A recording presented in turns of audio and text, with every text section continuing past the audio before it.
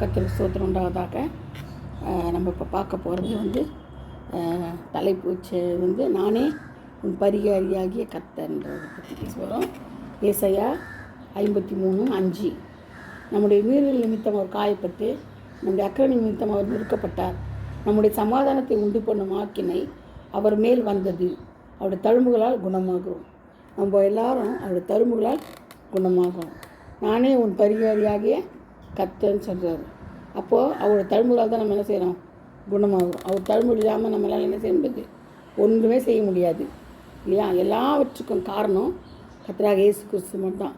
அவர் நோய்களை நம்ம மேலே ஏற்றுக்கொண்டார். மற்ற 8:17 பார்த்தோம்னா அவர் நம்ம நோய்களெல்லாம் என்ன செய்கிறாரு? அவர் மேலே ஏற்றுக்கொள்கிறாரு அப்படின்னு சொல்லப்பட்டிருக்குது. அதை நீங்கள் முடிச்சா படித்து பாருங்கள். அதே மாதிரி சாபத்திற்கும் இயேசுவே பரிகாரி. யாத்திராகமம் பார்த்தோம்னா யாத்திராகமத்தில் 34:7 பார்த்தோம்னா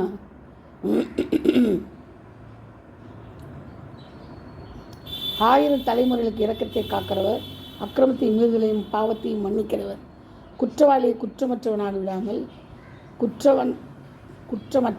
விடாமல் பிதாக்கள் செய்த அக்கிரமத்தை பிள்ளைகளிடத்திலும் பிள்ளைகளிடத்திலும் 3ஆம் 4ஆம் தலைமுறை மற்றும் விசாரிக்கிறவர் என்று கூறினார். 1000 தலைமுறைகளுக்கு அவர் என்ன செய்யலாம்? இரக்கத்தை காக்கிறவர். அதே டைமில் அக்கிரமத்தையும் மீறுதலையும் பாவத்தையும் மன்னிக்கிறவர். ஆனால் குற்றவாளி என்ன செய்கிறாரு? குற்றமற்றவனாக விடாமல் என்ன செய்கிறாரு? பிதாக்கள் செய்த அக்கிரமத்தை பிள்ளைகளுக்கு 3ஆம் 4ஆம் தலைமுறை மட்டும் கேட்குறாராம். இப்போ பாருங்கள், சாபத்திற்கும் யார்? இயேசுவே பரிகாரி. ஆண்டவர்னா யாருக்கு? சாபத்திற்கும் அவர் தான் பரிகாரி. எங்கள் அக்கிரமத்தையும் எங்கள் பாவத்தையும் மன்னித்து எங்களை சுதந்திரமாக ஏற்றுக்கொள்ளும் என்றான். யார் கேட்டது? யார்? கண்களில் தயவு மோசே கேட்குறாரு. ஆண்டவரே அந்த கண்கள் எங்கள் கிருபை கிடைத்ததானால் எங்கள் நடுவில் ஆண்டவர் எழுந்தள்ள வேண்டும். இந்த ஜனங்கள் வழங்கா கழுத்துள்ளவர்கள். நீரோ எங்கள் அக்கிரமத்தையும் எங்கள் பாவத்தையும் மன்னித்து எங்களை சுதந்திரமாக ஏற்றுக்கொள்ளும் என்றான். அந்த இடத்துல பார்த்தீங்கன்னா மோசே என்ன செய்கிறார்? ஜனங்களுக்காக பரிதபிக்கிறார்.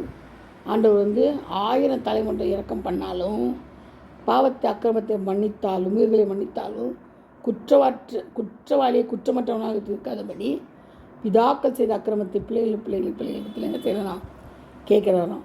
ரொம்ப கவனமாக இருக்கணும். பாருங்கள், சாபத்திற்கும் இயேசுவே பரிகாரி. சில பாவங்கள் துன்மார்க்கனுடைய வீட்டில் சாபம் இருக்கும். நீதிமொழிகள் பார்த்திங்கன்னா நீதிமொழிகள் 33 நீதிமொழிகள் 3:33 பார்த்திங்கன்னா என்ன சொல்லப்பட்டிருக்குது? துன்மார்க்கனுடைய வீட்டில் கர்த்தரின் சாபம் இருக்கிறது, நீதிமானுடைய வாசஸ்தலமும் அவர் ஆசீர்வதிக்கிறார். துன்மார்க்கனுடைய வீட்டில் கர்த்தரின் சாபம் இருக்குதான். பார்த்தீங்களா? யார் வீட்டில் சாபங்குதான்? எங்கள் வீட்டில் சாபங்குதுங்க. சாபம் இருக்குதுங்க. அவங்க யாரப்போ? துன்மார்க்கன் தான். துன்மார்க்கனுடைய வீட்டில் கர்த்தரின் சாபம் இருக்கிறது, நீதிமானுடைய வாசஸ்தலமும் அவர் ஆசீர்வதிக்கிறார். நீதிமானுடைய வாசஸ்தலத்தை என்ன செய்கிறாராம்? அவர் ஆசீர்வதிக்கிறாராம். பார்த்தீங்களா? அதுதான் முக்கியமானது.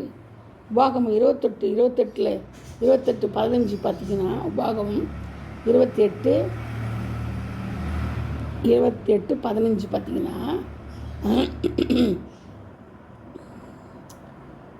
ஸ்தோத்திரம் 28:15 சொல்லப்பட்டிருக்குது.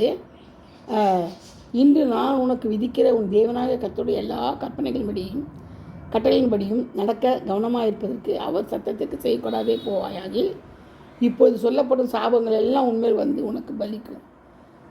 நீ பட்டணத்திலும் சபிக்கப்பட்டிருப்பா, வெளியிலும் சபிக்கப்பட்டிருப்பா. பார்த்தீங்களா? சாபம் எங்கேருந்து வருதுன்னு? எங்கேருந்து வருது? துன்மார்க்கனுடைய வீட்டிலேருந்து வருது. எப்படி வருது பார்த்தீங்களா?